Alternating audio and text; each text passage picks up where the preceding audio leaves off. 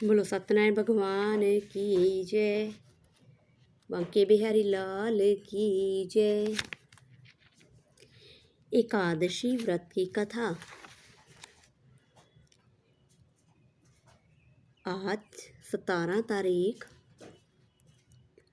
दिन शुक्रवार वामन एकादशी है। इसकी कथा इस प्रकार है। भाद्रपद मास के शुक्ल पक्ष की एकादशी को क्षीर सागर में 4 मास के शयन के मध्य भगवान करवट बदलते हैं। निद्रा मगन भगवान के करवट परिवर्तन के कारण ही इसका शास्त्रीय नाम परिवर्तनी एकादशी है। आज के दिन भगवान ने के वामन अवतार की पूजा की जाती है। भगवान विष्णु के बोने रूप वामन अवतार की यह पूजा की जाती है। भगवान विष्णु के बोने रूप के वामन अवतार की पूजा वाजपेय यज्ञ के समान फल देने वाली तथा समस्त पापों को नष्ट करने वाली है। वामन भगवान की पूजा के कारण कुछ व्यक्ति इसे वामन एकादशी भी कहते हैं। इसके दूसरे दिन मनाई जाती है वामन जयंती।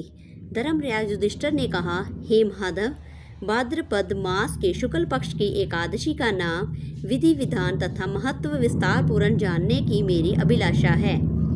कृपा करके इसके बारे में कुछ बतलाइए। श्री कृष्ण भगवान ने कहा, हे राजन, सब पापों को नष्ट करने वाली और स्वर्ग पर धायन उत्तम वामन एकादशी का महत्व मैं तुम्हें सुनाता हूँ। ध्यान पूर्वक सुनो। ये एकादशी जयती एकादशी भी कहलाती है। इसका व्रत करने से वाजपेय यज्ञ का फल प्राप्त होता है।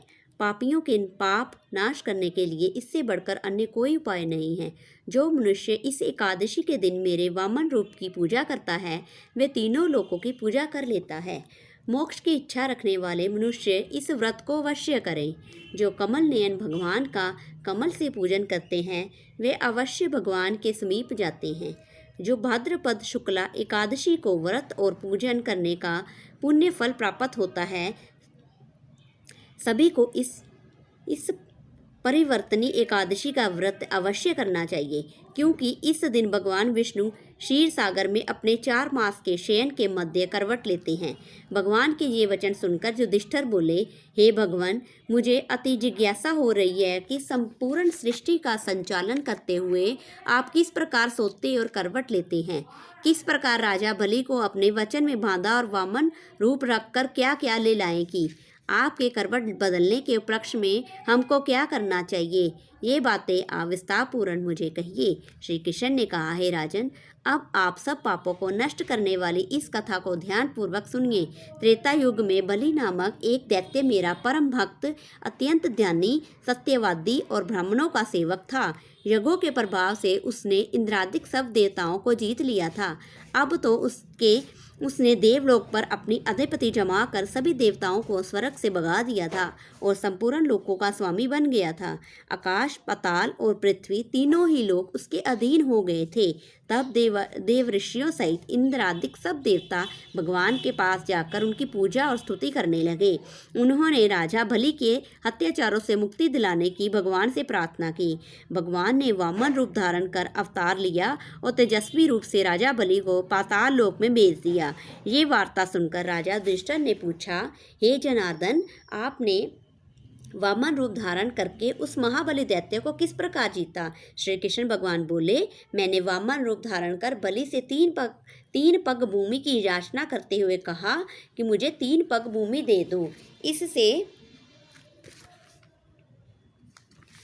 तुम्हें 3 लोक के धान का पुण्य प्राप्त होगा। राजा बलि ने इसको तुच्छ याचना समझकर मुझसे कहा कि 3 पग भूमि तो कुछ भी नहीं होती। मैंने उससे 3 पग भूमि देने का संकल्प लेकर अपने त्रिविक्रम रूप को बढ़ाकर भूलोक में पद, भुवलोक में पेट, जनलोक में हृदय, यमलोक में कंठ की स्थापना कर सत्यलोक में मुख और उसके ऊपर मस्तक स्थापित किया।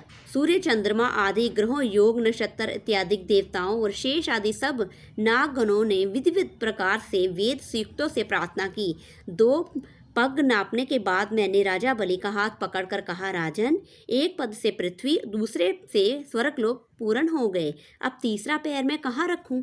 तब बलि ने अपना सिर झुका लिया और अपना पैर और मैंने अपना पैर उसके मस्तक पर रख दिया। इससे मेरा वह भक्त पाताल को चला गया। उसकी विनती और नम्रता को देखकर मैंने कहा, हे बलि, मैं सदैव तुम्हारे निकट ही रहूँगा। विलोचन के पुत्र बलि ने के कहने पर वहाँ पर भाद्रपद शुक्ला पर्वतनी एकादशी के दिन बलि के आश्रम पर मेरी मूर्ति स्थापित हुई और दूसरी क्षीर सागर में शेषनाग की पीठ पर हुई।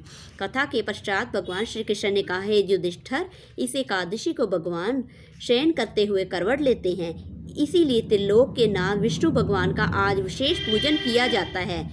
उनके निमित्त तांबा, चांदी, चावल और दही का दान उचित है।